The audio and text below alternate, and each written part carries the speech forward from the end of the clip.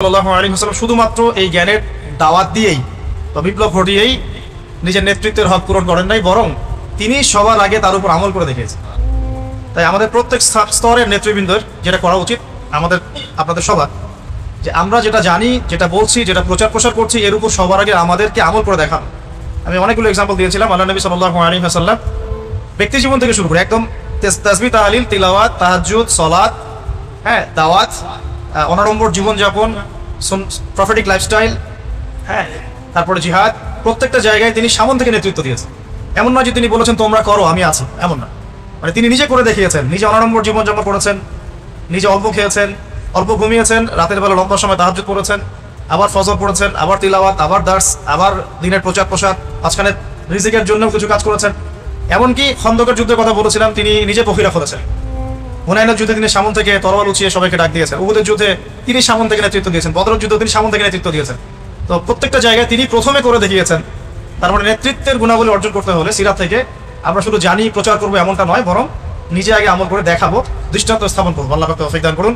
এটাই আমাদের বর্তমান পুরো বিশ্বের যারা মুসলিম জাহানের নেতৃত্ব দিচ্ছেন তাদের মৌলিক সমস্যা। অনেক কিছু বলছেন কিন্তু করে দেখাচ্ছেন না। নিজেকে করে দেখাতে হবে। আল্লাহ পাক তৌফিক দান করুন।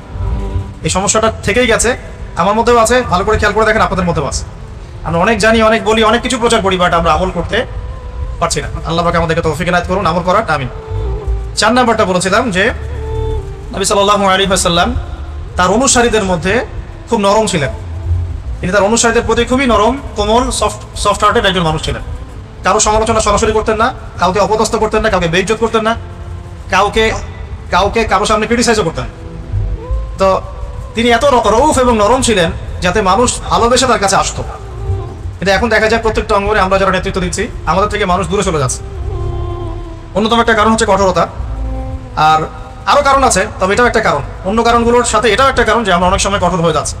তো ক্ষমা এবং সহিষ্ণুতা, সবর, এগুলো যদি ইতাআত করা যায়, ইনশাআল্লাহ তাআলা নেতৃত্বের গুণাবলী অর্জন হবে ইনশাআল্লাহ।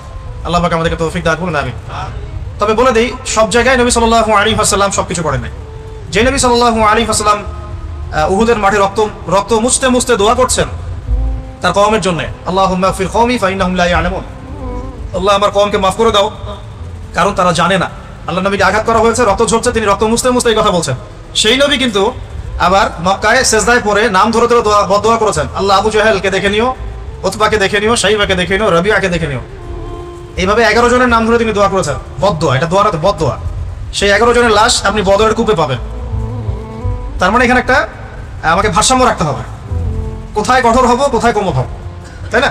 যে নবী সাল্লাল্লাহু আলাইহি ওয়াসাল্লাম গতকালকে বলবো হাতেব ইবনে আবি বালতাকে মাফ করে দিলেন রাদিয়াল্লাহু আনহু, সেই নবী সাল্লাল্লাহু আলাইহি ওয়াসাল্লাম সাহাবীদের মধ্যে 2 জন সাহাবীকে ডেকে বললেন, তোমাদের মধ্যে কে আছো কাব বিন আশরাফ আমাকে কষ্ট দিয়েছে, আমার কষ্ট লাঘব করতে পারো, কে আছে?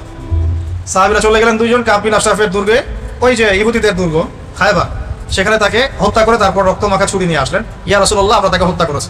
আল্লাহ নবী বললেন যে এবার আমার মন শান্তি হয়েছে। যে নবী সাল্লাল্লাহু আলাইহি ওয়াসাল্লাম ক্ষমা করলেন, সবর করলেন, দোয়া করলেন, সেই নবী সাল্লাল্লাহু আলাইহি ওয়াসাল্লাম কিন্তু আবার বদদোয়া করেছেন ক্ষেত্র বিশেষে, আবার কখনো কখনো তার শত্রুদেরকে এভাবে দমন করেছেন। তা আমাদেরকে বুঝতে হবে কোন জায়গায় কোন ডিপ্লোমেসি মানে ইম্পোজ করতে হবে। তো এভাবে নবী, কিন্তু আমভাবে নবী সাল্লাল্লাহু আলাইহি ওয়াসাল্লাম ছিলেন রাউফুর রাহিম। রাউফ সূরা তাওবার শেষের দিকে আপনারা এটা পাবেন। তো এটা একটা পয়েন্ট ছিল। আর আমভাবে নবী সাল্লাল্লাহু আলাইহি ওয়াসাল্লামকে মানুষ আপন মনে করতো, তার কাছে মানুষ নিজের সমস্যা শেয়ার করতো, সবাই তাকে আপন করে পেতে চাইতো, তাকে দেখতে মানুষ ছুটে আসতো, তার দরবারে পড়ে থাকতে মানুষ কমফোর্ট ফিল করতো, তাকে আপন মনে হতো, তাকে নিজেদের সব সমস্যা শেয়ার করা যায়। তিনি এমন একজন মানুষ ছিলেন।